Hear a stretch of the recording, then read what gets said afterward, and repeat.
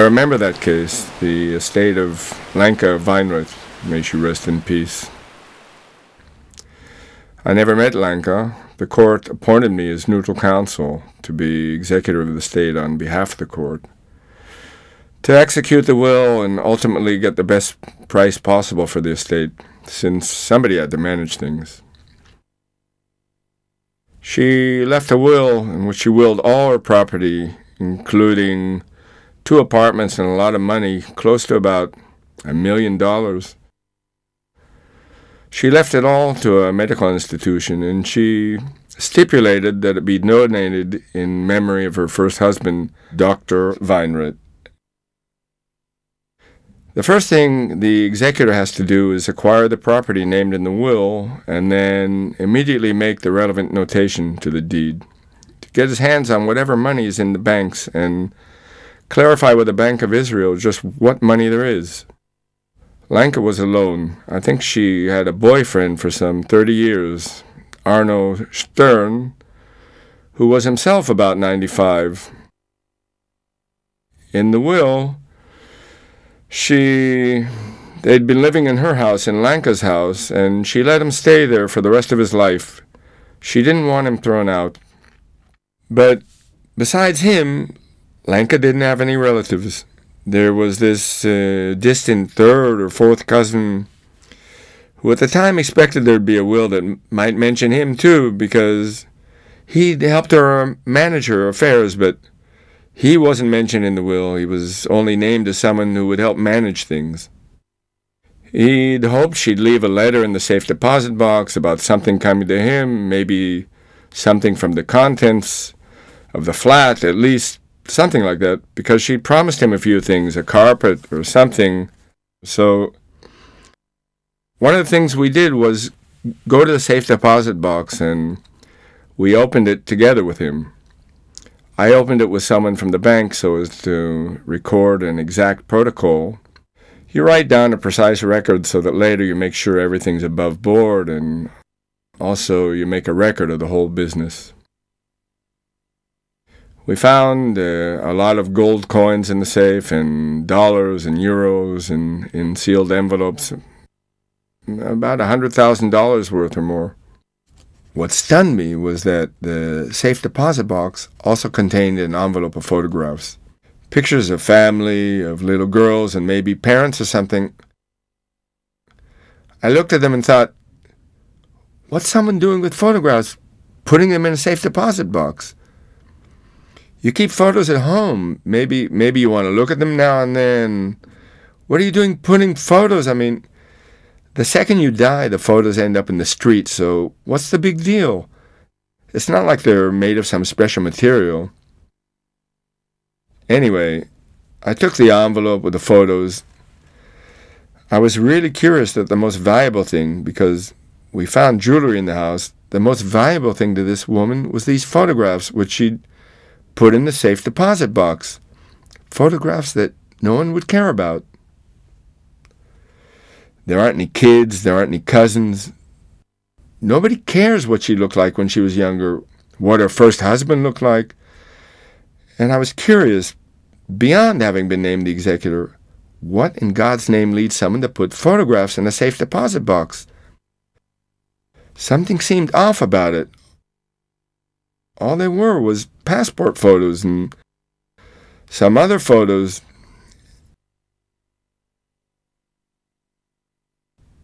Anyway, while I was entangling the estate, we received instructions to sell the apartment, turn it into liquid assets. So we started getting our things together. We gave some of them, most of them, to charity, and some we sold. We had a one-day sale. And while I was getting all of that going, the sale and the bidding, I began looking on the internet for something about Lenka Weinrich. I'd met with the directors of Ichilov and Tel Shomer hospitals and some others, and I wanted them to bid for her money, and they all would have commemorated her night and day to get that money.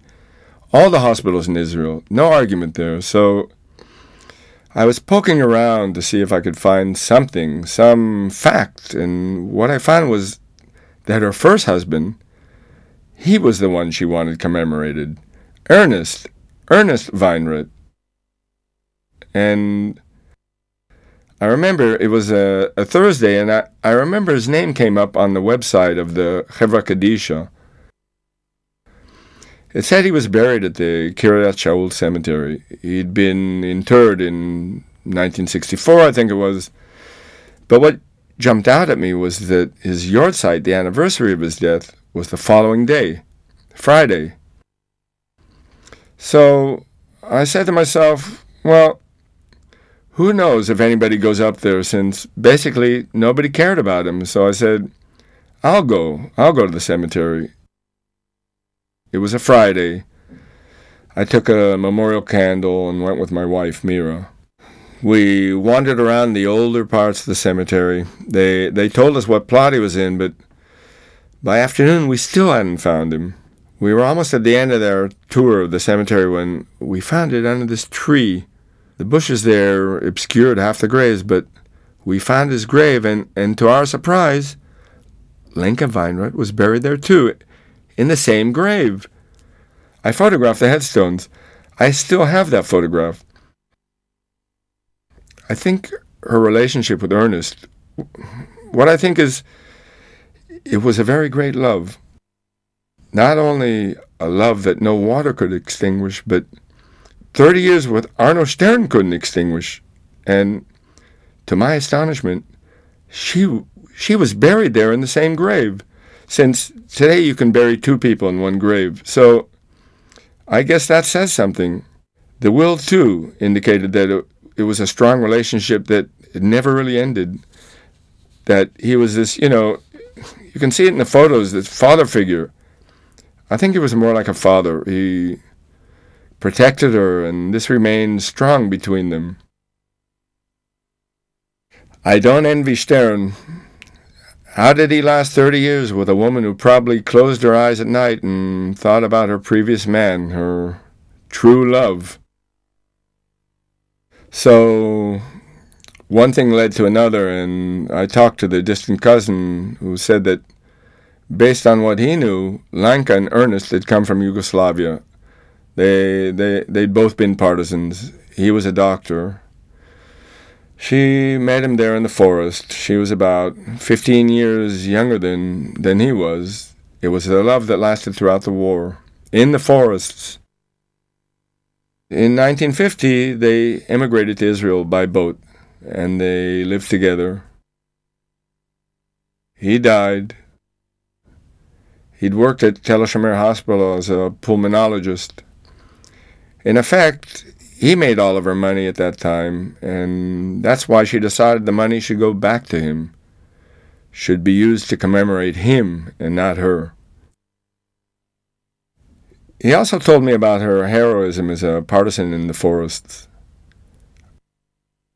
Arno Stern got up and left, and we were left with the photographs. We sold the apartment. During that process, we showed the apartment to potential buyers by appointment. The one who took care of that was Danit, a young, sensitive woman who's employed as a lawyer in my office. And one day, Mrs. Sham showed up from Jerusalem, a religious woman, or kind of religious, conservative. It was hard to tell what she was. Anyway, she came in the apartment. The apartment hadn't been cleaned out yet. So the dresses and the clothes and the underwear and the makeup and the medications, everything was still in the house. The house looked like someone had just gone out that morning and left the dishes in the sink because we didn't know what to do with everything. So Danit was walking through the apartment with her, showing her the place, and when they get to the bedroom, she says to Danit, "Can't you feel that Lanka's here? Don't you feel her spirit?" Well, Danit nearly fainted. She said no, but Mrs. Shams insisted. "Can't you see she's here?" Danit ran to the living room, and so it went, as Danit told me. She continued showing the apartment, but whenever anyone asked about the bedroom, she would just point and say, "It's over there." but she refused to go in there herself. She was afraid to go in the bedroom, as if Lanka would be mad at her or something. Anyway, eventually, we opened the bidding on the apartment. It was the final stage. We had 5 or 6 bidders, and we started sort of auctioning the place among them. And the price kept rising, far above any objective estimation of the apartment's worth. It kept rising by tens of thousands of dollars. A few of the bidders got really worked up about it. When we thought we reached the top, this Shams woman, well, whenever anyone made a bid, she'd raise it by $2,000. Whoever said $2,000, she'd match it with $2,000 without thinking. There was this one young guy whose wife's parents had a lot of money, and when they heard it was going to charity, they didn't mind paying more because it was going to a good cause. They all outdid themselves, but Shams kept on with her $2,000, and in the end, she took it. We're sitting to sign the contract. I'm waiting to photograph her ID papers. Meanwhile, we're chatting. We're discussing the terms of payment, and I say to her, you know, you bought it at a rather high price. And she says, I know, but as far as I'm concerned, the bidding could have continued. I'd already decided to buy it. I asked her why she'd fallen in love with the apartment like that, and she said, spiritually, I connected there with Lanka, the woman who lived there. Didn't you feel it? A lot of her spirit is there. I connected to that woman, and it's important to me to be there. I take her ID papers to verify her identity, and I see they were born on the same day. Not in the same year, but on the same day. They were both born on the 24th of August, and I tell her, you were born on the same day as Lanka. And there's no way she could have known this, and she said, I'm not surprised. I feel it.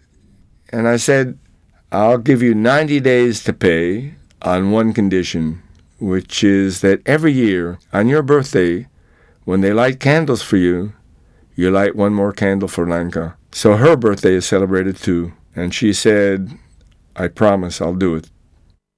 Lanka put together a lot of money. She saved up quite a lot and chose very solid investments. Maybe she saved a lot because she didn't have children. Maybe they're a greater expense than we realize. Maybe we'd all be millionaires if we never spent a nickel on our kids. Maybe that's how she saved so much money, because otherwise there's no explanation. She didn't get involved in any commercial ventures, and nothing was done under the table. There was no Feuerstick or anything. I've managed quite a few estates, and this was the first one where there was no family bugging me. You always have to take care of all this stuff, all this personal stuff like photographs.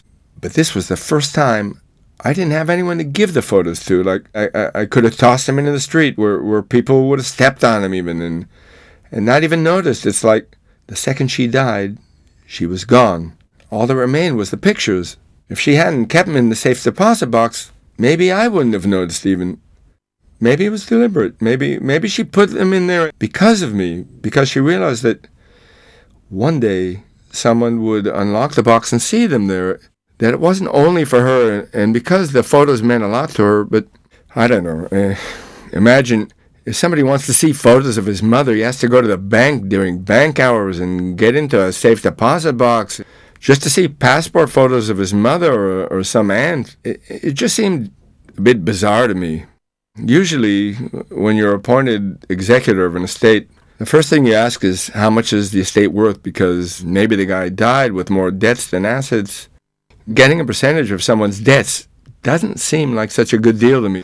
So when they tell someone, you're the executor of the X estate, the first question you'll ask is, how much is the estate worth? $1 million, $10 million, $100 million. You don't ask whose estate was it, or whether the guy died young, or whether he was married. Later you go into depth. But here, you see, there was this kind of vacuum, as if like a 5-year-old kid had gotten lost at the beach, and you'd taken him to the nearest lifeguard station and waited an hour or two before someone came looking for him, so you could think, okay, the kid's been found, but what if, as in this case, nobody comes looking for him?